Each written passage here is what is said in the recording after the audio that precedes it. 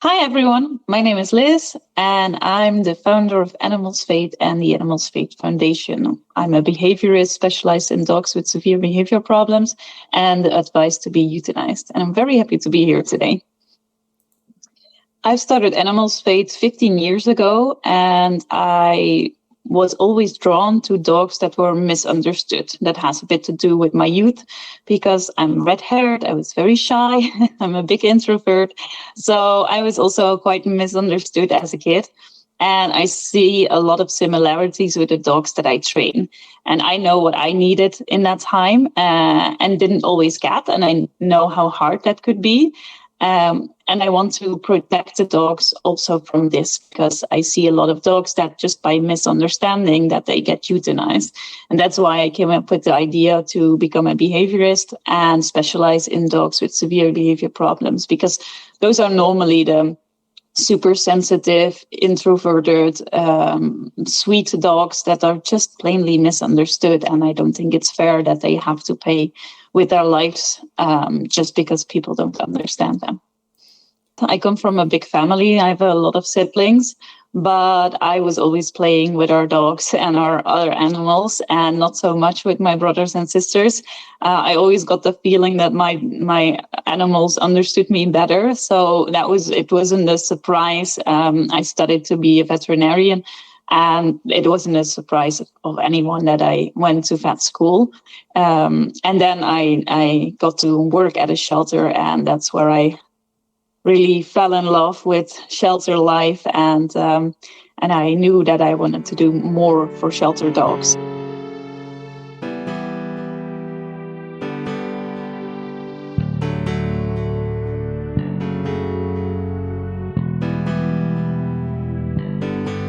I work all over the world, so it depends very much in which country we are. I do think there's a lot of misunderstanding in the shelter world. A lot of people think, oh, the poor dogs, they are suffering in the shelters. That is normally not the case, especially not in the Netherlands. Most shelters are quite okay.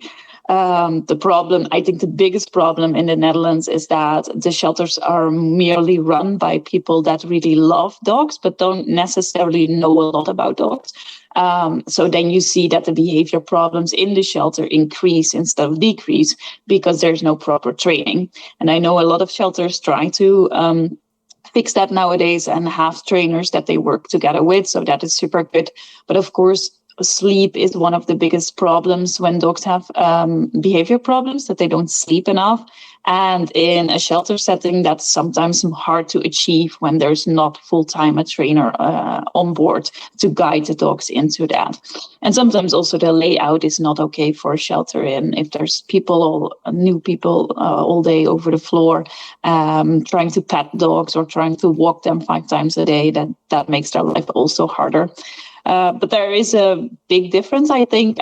Like we see in the Netherlands a lot, that people think that dogs from abroad have a very difficult life in shelters. I work a lot in Spain and Portugal and Croatia, etc. And I do see that the dogs are way happier there in the shelters than they are in the Netherlands, because they can be outside all day. They are normally in packs. So it's a way more natural situation. And and it's not necessarily a bad life. Of course, there's super bad shelters everywhere in every country. But overall, if I had to be a shelter dog, I would rather be a shelter dog in Spain than in the Netherlands. We're in a very fast society where we're not used to work on something anymore. And as soon as something becomes a bit difficult, we just tend to give up. And I do tend to see more of it's a two-way street. So on one hand, we care too much for our animals and we become dependent on them, and that is not very healthy. And on the other hand, because we become so dependent on them, as soon as it gets hard, it affects us personally. And then we feel like, oh, I cannot do it. And then we give up. Which is the easy way to go, but not the fair way, of course. So I think the fast living and disposable society that we created really makes life difficult for dogs and humans and everyone, to be honest.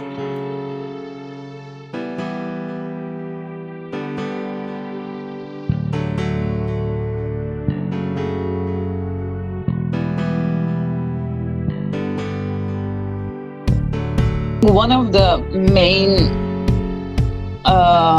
things that help me a lot as a behaviorist is that I really like people. So most people in animal world, they hate humans, which makes them more have a shorter fuse. It just makes it more difficult for them to interact with other human beings. I used to be like that, but I fixed that. So I'm a big fan of human beings now. I think they're super interesting species that make life very difficult for themselves, but that is very funny to watch sometimes. And I also think that as soon as someone has the knowledge, but also someone that guides them step by step and that doesn't let them down, because we see that a lot in trainer world, the trainer says, yes, I can help you. Then they have like a method that they use, and then the method doesn't fit the animal or doesn't fit the owner or doesn't fit both. And then they're like, yeah, then I don't know anymore, and that is, of course, very demotivating for people. And I totally get that. That's why I don't use methods, or I maybe use old methods, but I always look at what fits the owner, what fits the dogs, and what fits the circumstances. And there's not one method, of course, that is fit for everyone in this world. And I always make it clear that I'm as devoted to helping the dog as the owner itself. So I'm like, we're in this together. I am with you until we've solved this problem. And I do think that is why we can make a big difference. And sometimes I also, sometimes people have been struggling for years, and then I do understand that they want to give up. I totally understand that. And I do also think that because I understand them and because I feel them, that also creates more room for the people to try again, because being heard is, of course, very important if you are facing problems. And, dogs are a big part of our life. So if you have severe problems with your dogs, that can really affect your life in every way. A lot of people think that you have to entertain your dog all day long, that you can't have a dog when you're working full time, while sleep deprivation is one of the major issues of dogs, of behavior problems of dogs. So a dog needs to sleep 19 hours a day. And then we're talking about deep sleep, where he doesn't wake up, or no one pats him, talks to him, etc. And we see that is a big problem nowadays. And the second one is hyperactivity. So a lot of people think their dog is happy or enthusiastic, as they call it, when their dog is hyperactive. And hyperactivity is always a sign of stress for a dog and never a sign of fun. It can be positive stress, but too much positive stress is also very bad for the body and the brain. So hyping up dogs, talking in squeaky voices, adding energy all the time, it also makes their life really, really hard and makes it that they can't control themselves anymore. And then you get a bad impulse control, and that's where accidents happen. I don't believe in stereotypes at all. I do think that, of course, by gene selection, that you get a dog that is more sensitive for a certain trait, just as you see with humans. If you have a family full of runners, then the chances that the kids are better at running, they are there. But it still depends on if you train the skill or not. I always say breed traits are nothing else than the first behavior problems that breed is going to show. But there's still behavior problems. So if someone is like, a shepherd is a guard dog, normally they mean that it's just excessive barking. Then, if you don't let your shepherd sleep enough, if you don't guide it well, if you don't give it a proper upbringing, then yes, it's going to bark a lot. And then eventually it might bite, because that's just a stress release. So no, I'm not I always think every dog is different. I always say, look at the personality. Also, if you want to pick a dog, look at what fits you. Don't look at what it looks like. Don't look at the breed. Just look at it, at his personality and go from that. It's like picking a partner, I'm not going to say, oh, I want a boyfriend, but he needs to be dark haired and all this upbringing. No, I want to like his personality, and then I'm going to like how he looks anyway. I always say you can better have a very ugly dog that's really nice, because then you're going to think it's pretty anyway, because you love it so much, than that you have a beautiful dog, but that makes your life hell, because you won't see the beauty anymore.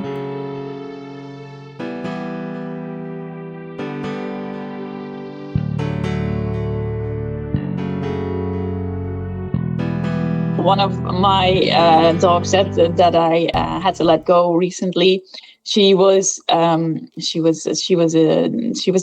in the beginning. She came from Turkey, so she was bred in Turkey. She was an Anatolian Shepherd, and they're proper guard dogs. And then people thought it was a wise idea to bring them to the Netherlands, which is not very wise. And there she spent her first few months with a family that brought her over. But yeah, she became very big because she was 56 kilograms.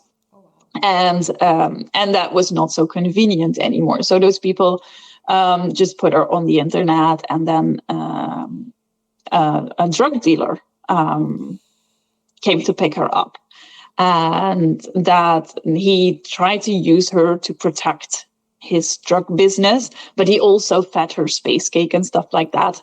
So that was really bad. And then the police got involved and they confiscated the dog. And then there was the girl that really wanted to help this dog. Her name was Chala. And she said, yeah, maybe I can keep her, because of course she fought really hard to get that dog out of there. But she was living on an apartment. She was a young girl, and Chala, by that time, she was 3 years old, and she just learned her whole life, like, people are awesome. They always do what you tell them. If they don't, you bite them, and then they will.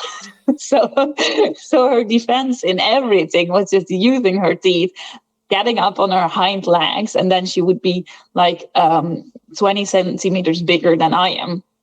And just having all her teeth showing, and she was not afraid to bite. So that wasn't a fit. The girl was terrified, of course, after a few days. And then there was the option was either they put her down or they brought her to me. And when she came to me, I was like, oh my God, what kind of dog is this? I think she bit me at least 100 times in the first 6 months. It was really bad. I couldn't feed her without being bitten. As soon as I put the bowl down, I already started running, but she would chase me and bite me in the leg. I couldn't leash her. Every time I wanted to put a leash on her, she would bite my hands. And she didn't like make holes all the time, but it was like really a very clear boundary that she gave me. But I was still very young back then, and I didn't have a team like I have now. So it was all alone. And I was like, oh my God, if this dog is going to kill me, no one's going to find me. So, that was really scary. But then at one point, I know there was one day that she broke into the shed where I kept the food. I was giving my dogs also raw food, and that was defrosting there. And somehow she managed to open 4 doors to get to that. And all of a sudden I heard a big noise, and I saw my other dogs like flying out of that shed. And I was like, what is going on there? So I went to the place, and there she was over that food. And she was like really, nasty, growling. And I was just, I felt it in my head. It clicked. And I was like, I'm not having this anymore. It's done. I don't want to argue with you anymore. So I just stood there and I said, you get out, and I don't care if you bite me, you get out. End of discussion. And she just growled, and I just stood my ground, and I was like, no, I'm done with this. And then it took 20 minutes, and then she sat. And sitting in dog language means, hey, I respect what you're doing. So I was like, very surprised. But I was like, okay, I cannot show that now. So then I just did one step forward and I said, out. And then she dropped her head and she walked out. And ever since, our relationship was so great. I adopted her myself, of course. And she was 3 years old then, and I had to let her go last April, and she was 14 years old by then. And we traveled all over Europe together, and she was my best, sweetest girl in the world. So that was really awesome to see that change in her, and also to feel that change in myself at that moment. Like, there's the feeling that I was looking for, and now I can recall it. So that learned me so much about myself as well, which helped so many other dogs. Now I know how to recall that energy. My Akita, he came to the shelter when he was 16 weeks old because people already wanted to euthanize him back then. And actually, a vet I didn't know called my foundation, and he's like, yeah, I've got this 16-week-old Akita here on my table for to be put down. And he's like, I'm not going to put a puppy down, but I also don't want to send the people away because then they're going to find a different vet that will put him down. So I said, okay, we don't have space in my shelter, but send them anyway, because we're not gonna put a puppy to sleep. And then came in this very intelligent, self-aware, cheeky little ball of fluff. And I laid my eyes on him and I thought, oh, you're trouble. I already know that. But trouble in a good way. And of course, I was already training a lot of dogs by then. And I loved the Akita. I always loved the Akita. I helped so many Akitas. But people always just told me, Akitas are different. They're different. They're not the same as any other dogs. And I was like, I proved the world that Akitas are just as any other dog. That I was convinced of that.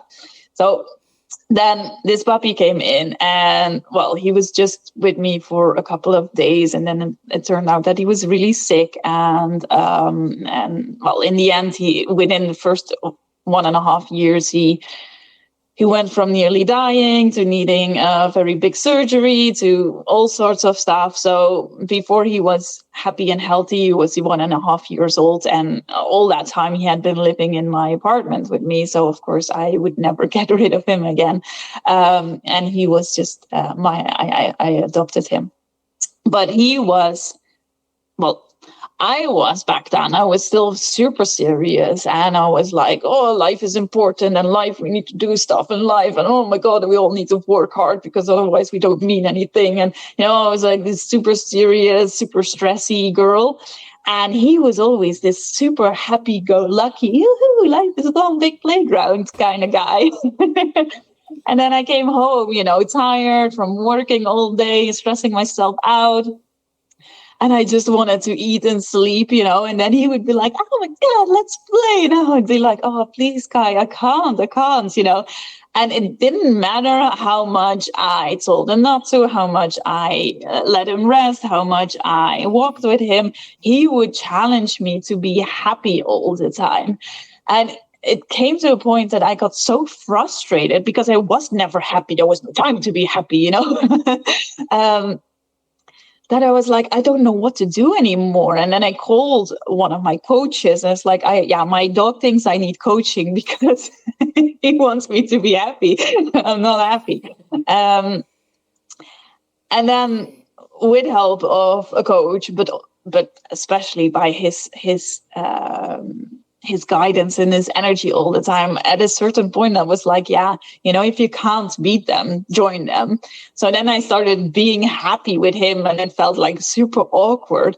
But by playing, I got this stress relief, and we got this super nice bond. And I thought, oh, maybe life isn't this happy.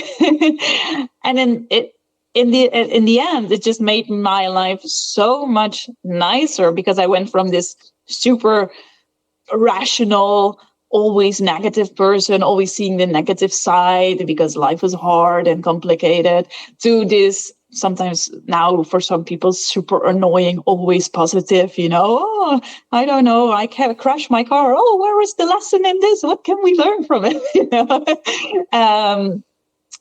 And that's thanks to him. That's really thanks to him that I I became a totally different person because, he just taught me that life is, the events in life are still the same. It's just they're more fun, even if they're terrible, when you look at them with a happy-go-lucky kind of mood.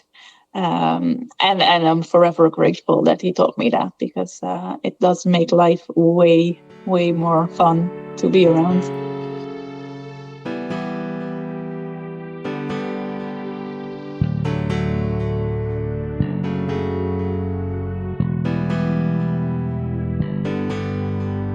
I have my own shelter. I also do children's coaching. I also do human coaching. I coach all mammals. It went a bit hand in hand. So I did start my boarding facility, and I rehomed 1 or 2 dogs at the same time. But I started in an apartment 15 years ago, and then that went a bit out of hand. So I had like 15 dogs in my apartment all the time, which was a bit much. And then I moved to a house, and then I had like 24 dogs all the time there, which was a bit much. And then I moved to a farm, and there I was allowed to have 40 dogs. And then I moved to the training center that I have now, where I could have, I'm not having, but I could have 100 dogs. So, and while practicing with dogs, of course, you learn the most. And in the meantime, I also did some studies in psychology, because, of course, the dog and human psychology is very much alike. And the better you understand humans, the more easy you can help the humans, and by that, the dog. So yeah, it was a bit the same. So I have my foundation also 15 years. And before that, I worked in a shelter in Belgium, where I studied as well during my veterinary study. Yeah, so for me, it was really that I got this side job in Belgium when I was doing my studies in the shelter. And that's where I fell in love with shelter life.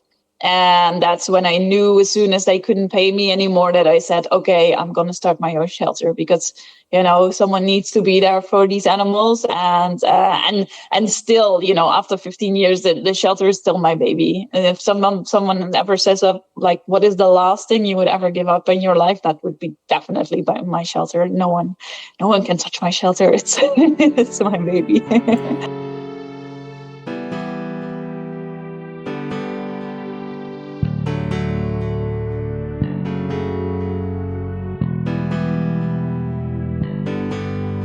Being patient, take your time, don't feel the pressure that you need to be very good with your animal right away. I'm a behaviorist. I also struggle with some dogs in the beginning.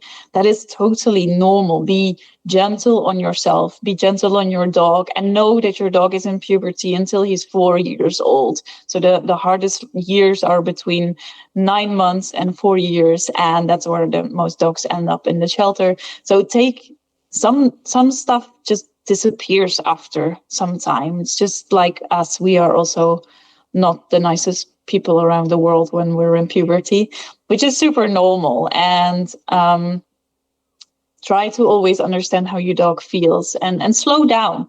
I think that is the most important thing that our dogs want to teach us, to slow down, to be more in the here and now, to be more grounded, and to have fun in our lives, and not be so serious, and